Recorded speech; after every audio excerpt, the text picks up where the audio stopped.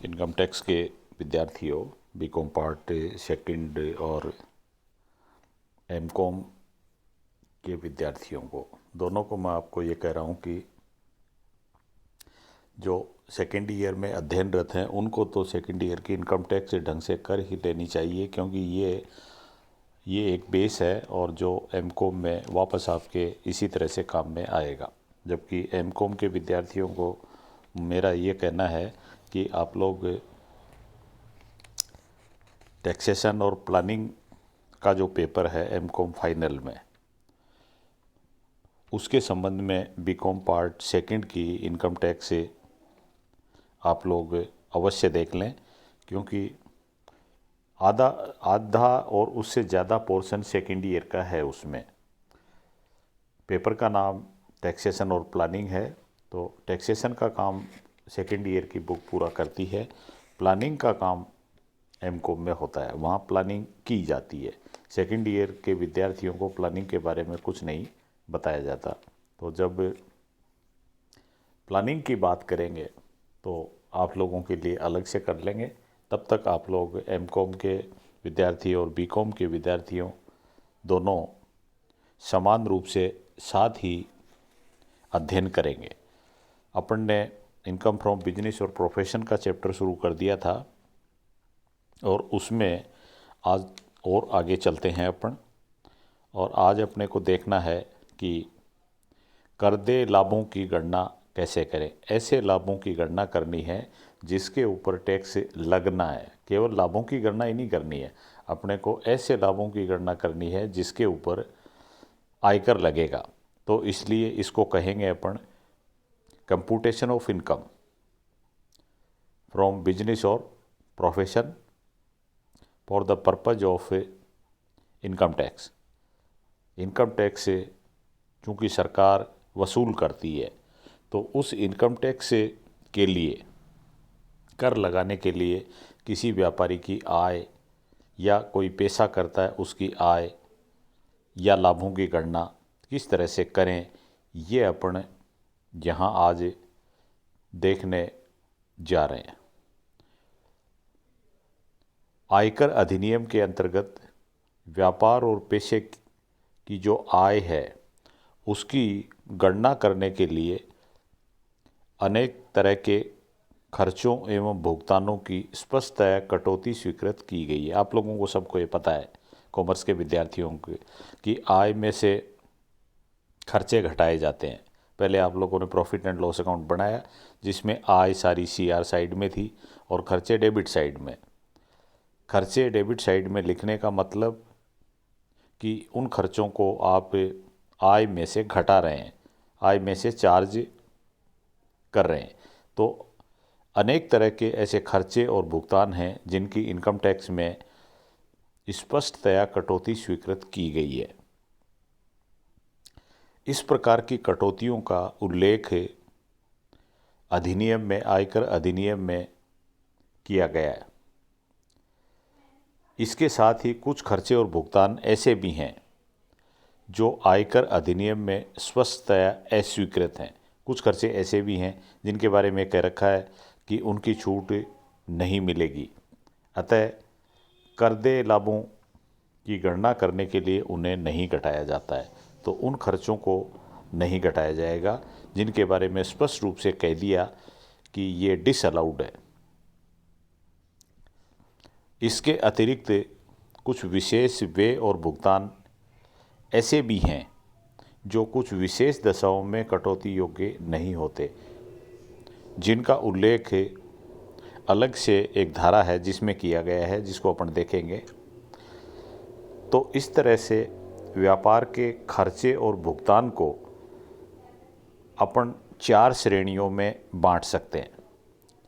जो खर्चे हैं कुल, वो उनकी 4 कैटेगरी अपन बना सकते हैं। पहले हैं एक्सपेंसेज एक्सप्रेसली अलाउड। ऐसे जो खर्चे जो स्पष्ट रूप से अलाउ किए गए हैं, यानी आय में से घटाए जाएंगे। एक्सपेंसेज एक्सप्रेसली मानी स्पष्ट रूप से, अलाउड स्पष्ट रूप से उनको अलाउ किया गया है। ये पहली कैटेगरी के खर्चे हैं। दूसरी कैटेगरी में आते हैं एक्सपेंसेज अलाउएबल, एक्सपेंसेज अलाउएबल यानी छूट योग्य हैं on the basis of general commercial principle. आयकर अधिनियम में तो उनका नहीं लिखा हुआ उनके बारे में, लेकिन कॉमर्स के सामान्य सिद्धांतों के या वाणिज्य के सामान्य सिद्धांतों के आधार पर, कॉमर्शियल प्रिंसिपल्स के आधार पर उनकी छूट दी जाती है। ये दूसरी कैटेगरी।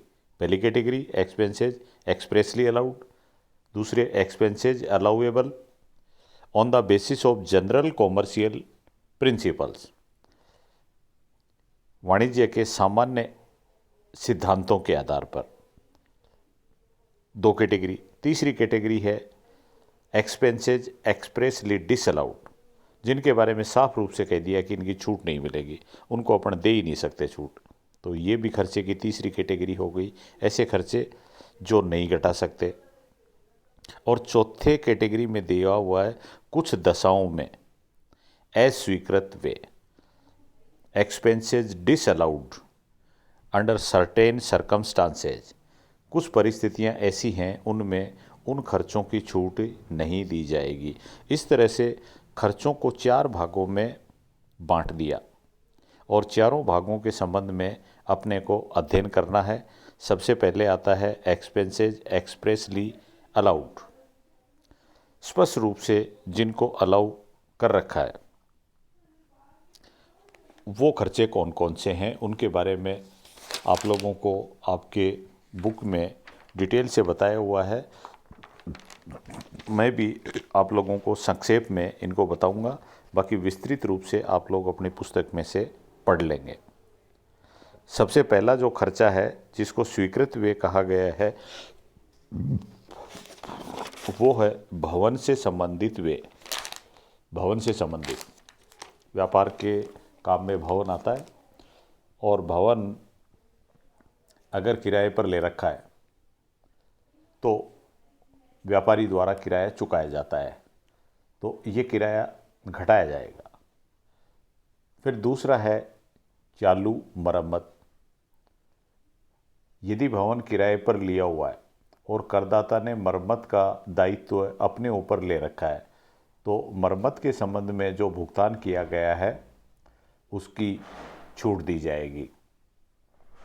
यदि भवन करदाता का स्वयं का है तो भी मरम्मत के खर्चे घटाए जा सकते हैं, रिपेयर्स का खर्चा घटाया जाएगा। तो 2 खर्चे हो गए, पहले भवन से संबंधित किराया घटाएंगे, फिर चालू मरम्मत वो घटाएंगे।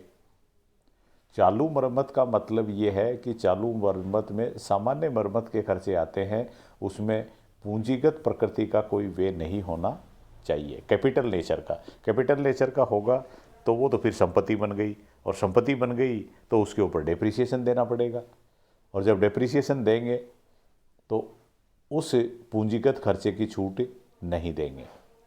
तो ये मरम्मत के बारे में। फिर है भूमि का लगान एवं नगर पालिका द्वारा लगाए गए कर। अगर नगर पालिका द्वारा किसी तरह का कर लगाया गया है या भूमि का कोई लगान है तो इसकी भी खर्चा मानते हुए छूट दी जाएगी। और एक है फिर इंश्योरेंस की, हानि की जोखिम से बचने के लिए अगर इंश्योरेंस करवा रखा है, फायर इंश्योरेंस करा रखा है, तो फायर इंश्योरेंस की छूट भी दी जाती है। ये भवन से संबंधित खर्चे हो गए जिनकी छूट अपने को देनी है। जब इन्होंने कह रखा है स्पष्ट रूप से तो फिर देनी है।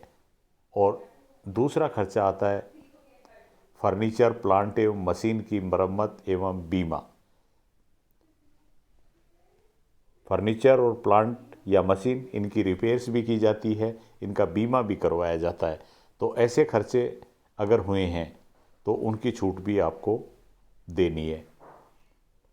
फिर उसके बाद में अगला जो खर्चा है उसकी छूट दे रहे हैं वो है डेप्रिसिएशन।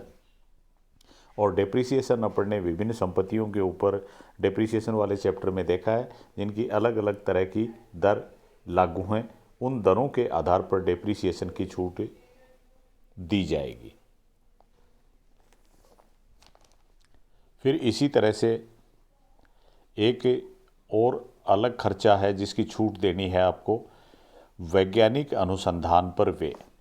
व्यापार में व्यापारी अपने व्यापार के हितों के अनुसार साइंटिफिक रिसर्च करता रहता है या करवाता रहता है, उसके संबंध में अगर कोई खर्चा किया गया है तो उसकी भी छूट दी जाती है। लेकिन ये छूट देने के लिए इन्होंने स्पष्टीकरण ये दे रखे हैं कि यदि वैज्ञानिक अनुसंधान का कार्य करदाता स्वयं करता है या व्यापारी स्वयं करता है, वैज्ञानिक अनुसंधान वो खुद कर रहा है, तो ऐसी स्थिति में खर्चों के दो भाग हो सकते हैं। आयगत खर्चा हो सकता है और पूंजीगत व्यय हो सकता है। आयगत व्यय को रेवेन्यू एक्सपेंडिचर कहते हैं एंड पूंजीगत व्यय को कैपिटल एक्सपेंडिचर। तो जो वैज्ञानिक अनुसंधान पर खर्चा है वो दो तरह का हुआ, आयगत और पूंजीगत। फिर आयगत के संबंध में क्या करेंगे, वो आयगत के बारे में ये बता रखा है कि करदाता द्वारा संचालित वैज्ञानिक अनुसंधान से संबंधित संपूर्ण आयगत व्ययों की कटौती दी जाएगी, बशर्ते कि अनुसंधान कार्य करदाता के व्यापार से संबंधित हो। उसके व्यापार से संबंधित होना चाहिए, फिर आयगत खर्चे की संपूर्ण राशि की छूट दी जाएगी। यदि करदाता के द्वारा व्यापार प्रारंभ करने के पूर्व के 3 वर्षों के भीतर अनुसंधान कार्य में लगे हुए कर्मचारियों को वेतन या अनुसंधान के लिए सामग्री क्रय करने में कोई राशि व्यय की जाती है, तो ऐसी राशि उस गत वर्ष में व्यय की गई मानी जाएगी जिसमें व्यापार प्रारंभ किया जाता है। यानी व्यापार प्रारंभ करने से पहले के 3 वर्षों में अगर उसने इस तरह का आयगत व्यय किया है तो उसकी भी छूट दी जाएगी। फिर ये हुआ आयगत व्यय। कहने का मतलब ये हुआ कि आयगत व्यय की छूट दी जाएगी अगर वो व्यापारी के व्यापार से संबंधित अनुसंधान कार्य है और उसकी नेचर आयगत है, रेवेन्यू नेचर का है। अब उसके बाद में आता है पूंजीगत व्यय। पूंजीगत व्यय के बारे में ये कहा गया है कि करदाता द्वारा संचालित वैज्ञानिक अनुसंधान से संबंधित संपूर्ण पूंजीगत व्यय की कटौती गत वर्ष में दी जाएगी, बशर्ते अनुसंधान कार्य करदाता के व्यापार से संबंधित है। ये बात वहाँ भी लागू हुई थी। आयगत खर्चों के संबंध में भी छूट तभी है जबकि अनुसंधान का कार्य उसके व्यापार से संबंधित हो। और फिर अगर व्यापार प्रारंभ होने से 3 वर्षों पहले जो पूंजीगत व्यय किया है तो ये राशि व्यापार प्रारंभ किए जाने वाले गत वर्ष में ही व्यय की गई मानी जाएगी। ये पूंजीगत व्यय के संबंध में। फिर पूंजीगत व्यय के संबंध में अगर भूमि क्रय करने में कोई पूंजीगत व्यय किया है तो ये कहते हैं उस पूंजीगत व्यय की स्वीकृति नहीं मिलेगी। भूमि क्रय यानी ज़मीन खरीदने के संबंध में अगर कोई कैपिटल नेचर का खर्चा हुआ है तो उसकी छूट नहीं मिलेगी, ये आपको ध्यान रखनी है। तो ये बात ये हुई कि करदाता स्वयं अनुसंधान का कार्य करता है, और अगर अनुसंधान का कार्य वो स्वयं नहीं करता है, बाहरी संस्था को दान दिया जाता है अनुसंधान के लिए, तो फिर छूट किस तरह से मिले, इसके संबंध में अब बात करते हैं सेकंड पॉइंट में। यदि बाहरी संस्था को दान दिया जाता है, यदि करदाता वैज्ञानिक अनुसंधान का कार्य स्वयं नहीं करता है परंतु अनुसंधान में लगी हुई किसी संस्था को दान देता है, तो इस प्रकार दिए गए दान की राशि के 1.5 गुने के बराबर राशि की कटौती दी जाएगी। लेकिन शर्तें ये होंगी 1.5 गुना, यानी अगर वो 100 रुपये देता है तो उसको छूट मिलेगी 150 की, 1.5 गुना, 1/1/2 गुने के बराबर राशि की कटौती दी जाएगी यदि बाहरी संस्था को दान दिया जाता है। लेकिन कुछ शर्तें लगा दी। उसमें पहली शर्त है कि ये भुगतान ऐसी अनुसंधान संस्था को किया जाए जिसका उद्देश्य वैज्ञानिक अनुसंधान कार्य करना हो, साइंटिफिक रिसर्च कर रही हो कोई भी संस्था, उसके लिए ये भुगतान किया जाए। फिर बी पॉइंट है ये भुगतान किसी विश्वविद्यालय, कॉलेज या अन्य संस्था को अनुसंधान कार्य में प्रयोग करने के लिए किया जाए।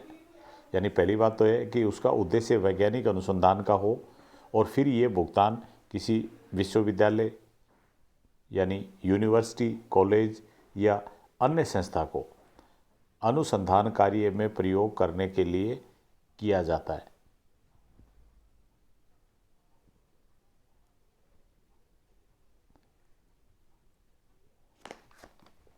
तो ये राशि उसको 1.5 गुने के बराबर छूट दे रहे हैं अपन।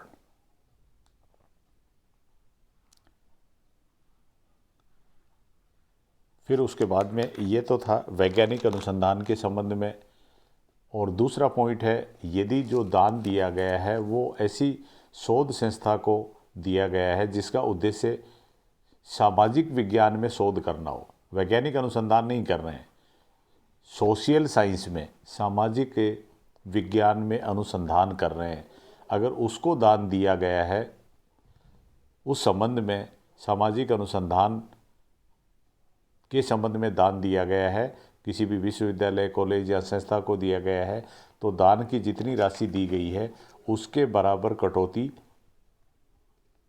दी जाएगी। ये बात हो गई बाहरी संस्था को अगर दान दिया जाता है। और फिर तीसरा पॉइंट है इसमें, पहला था स्वयं वो रिसर्च का काम करे, दूसरा बाहरी संस्था को दे और जिसमें कॉलेज और यूनिवर्सिटी हैं, और तीसरा है राष्ट्रीय प्रयोगशाला, नेशनल लेबोरेटरी, राष्ट्रीय प्रयोगशाला आदि को भुगतान। राष्ट्रीय प्रयोगशाला को अगर वो भुगतान करता है, यदि कोई करदाता राष्ट्रीय प्रयोगशाला को या इंडियन इंस्टीट्यूट ऑफ टेक्नोलॉजी अथवा निर्धारित सत्ता द्वारा अनुमोदित अप्रूव्ड व्यक्ति को इस विशिष्ट निर्देश के साथ भुगतान करता है कि ऐसी राशि का प्रयोग निर्धारित सत्ता द्वारा अनुमोदित कार्यक्रम के तहत वैज्ञानिक शोध के लिए किया जाएगा, राष्ट्रीय प्रयोगशाला को भुगतान किया, तो भुगतान की राशि का 1/1/2 यानी 1.5 गुने के बराबर कटौती दी जाएगी। 1.5 गुने के बराबर कटौती दे रहे हैं अपन। तो आप लोगों को ध्यान ये रखना है कि अगर वो स्वयं रिसर्च के ऊपर खर्चा कर रहा है तो जितनी राशि का खर्चा किया उसके बराबर छूट मिल रही है। यदि बाहरी संस्था को किया जाता है और बाहरी संस्था में कॉलेज, विश्वविद्यालय आते हैं, बाहरी संस्था को अगर साइंटिफिक रिसर्च के लिए ये दान दिया जाता है तो 1.5 गुना, और सोशल रिसर्च, सामाजिक अनुसंधान के लिए अगर किसी कॉलेज या यूनिवर्सिटी को ये दान दिया जाता है तो दान जितना दिया उसके बराबर राशि की छूट मिलेगी, और राष्ट्रीय प्रयोगशाला को अगर दिया जाता है तो 1.5 गुने के बराबर राशि की छूट दी जाएगी। अगर 1 लाख रुपए दिए हैं तो 1.5 लाख रुपए की छूट मिलेगी। ये आपको जो अपन हेडिंग अपन ने ले रखा है वो ऐसे खर्चे हैं जिनके बारे में स्पष्टतया स्वीकृत खर्चों की कैटेगरी में आते हैं, जिनको आपको कटौती देनी है। तो इस संबंध में अपन ने आज ही ये खर्चे देखे हैं, और उसके बाद में अगले खर्चे अगले लेसन में फिर देखेंगे। तब तक आप लोग इसकी थ्योरी को आज जो किया है उसको शामिल करते हुए आगे की थ्योरी का अध्ययन कर लें। Thank you.